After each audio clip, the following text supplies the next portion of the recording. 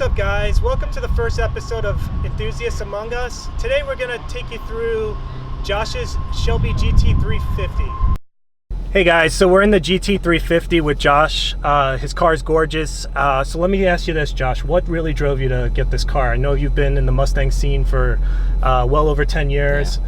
And, you know, this car is obviously the pinnacle, but I mean, everyone really wants to know what your take is. Yeah, honestly, this car is definitely the Mustang that, you know, we've always wanted Ford to build, right? I mean, it's got all the parts out of the box, ready for a track day. You just take it off the showroom floor, make sure the tire pressure is good, and you're good to go. You know, that was kind of it. So it's really everything that you would want to do aftermarket to a Mustang, already out of the box pretty much on the factory. Yeah, and I think what's interesting is that you told me that, you know, you drive this car. You know, I really respect that. You've got 10,000 miles on it. You've driven it multiple track days. Yeah. I even noticed an imperfection, and you said to me, no, that's you know, a makeshift clear bra. So I was like, wow, okay, so this guy really gets some good use out of it. Yeah. What's some of your favorite parts of owning this car? Like, just from the ownership experience, what would you tell other people why they should get one of these?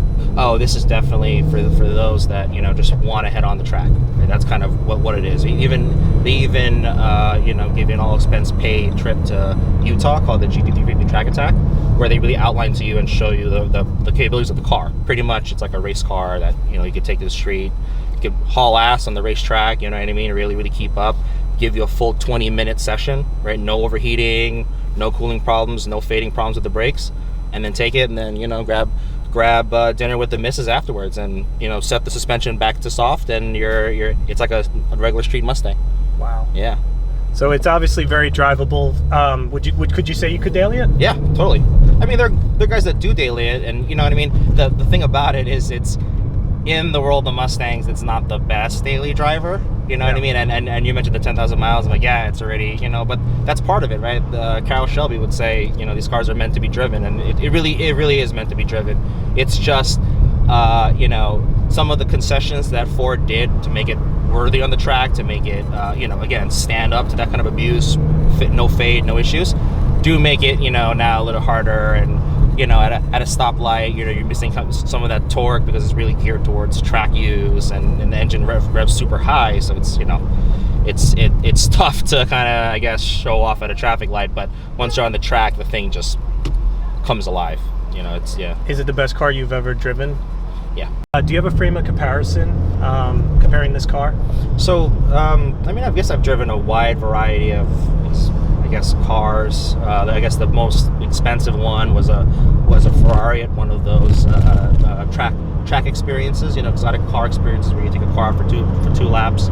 Admittedly, it's not the best comparison, but I guess that's the most expensive one. But I've driven, you know, M3s, GTRs, you know, AMG, Mercedes cars, and I would say for the money and what it is, and frankly my personality, I think it's the best car that I've driven. Wow, that's great. I mean, I love your frame of comparison, frankly.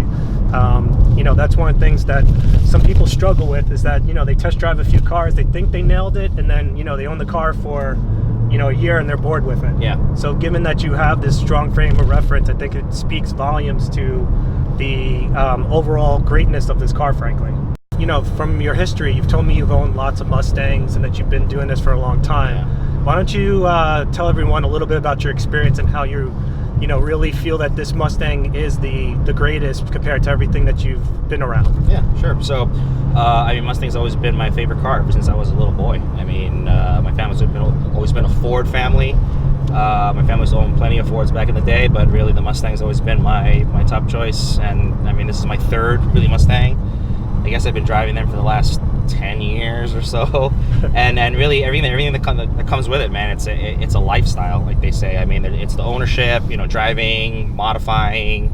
You know, my friends and I, we've definitely been around in terms of, you know what I mean, like pulling engines, pulling transmissions, pulling rear ends, like understanding all the parlance of the car and all the different code names and all the different parts. And, you know, I would say that, you know, we're huge Ford fanatics, huge Ford experts, right? I mean, just in the sense of where to source parts, the best place to get parts, whether it's certain dealers or, you know, or these sites, things like that. You know, all the common things you would do if you're an enthusiast of a certain brand. Yeah. Right. So you just, you know, you can just come to know it, and really coming towards this. I mean, I started with a V6.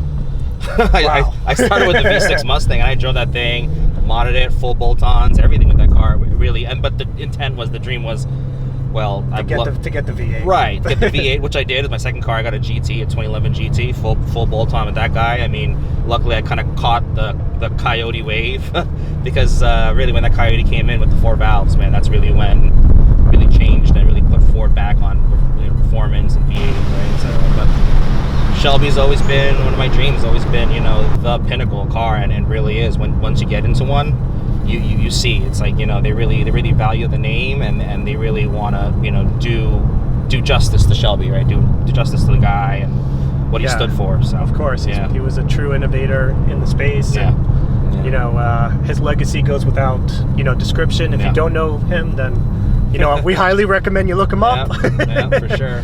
After recording our video, Josh and I went to one of the bigger car events in the New York area. It was a lot of fun. But really, I want to tell you about Josh, because he truly represents what a car enthusiast should be. He's humble, he's knowledgeable, and he's just an all-around fun car guy to hang out with. I want to thank him for his time. His Instagram will be linked off, and please subscribe if you want to see more enthusiasts among us.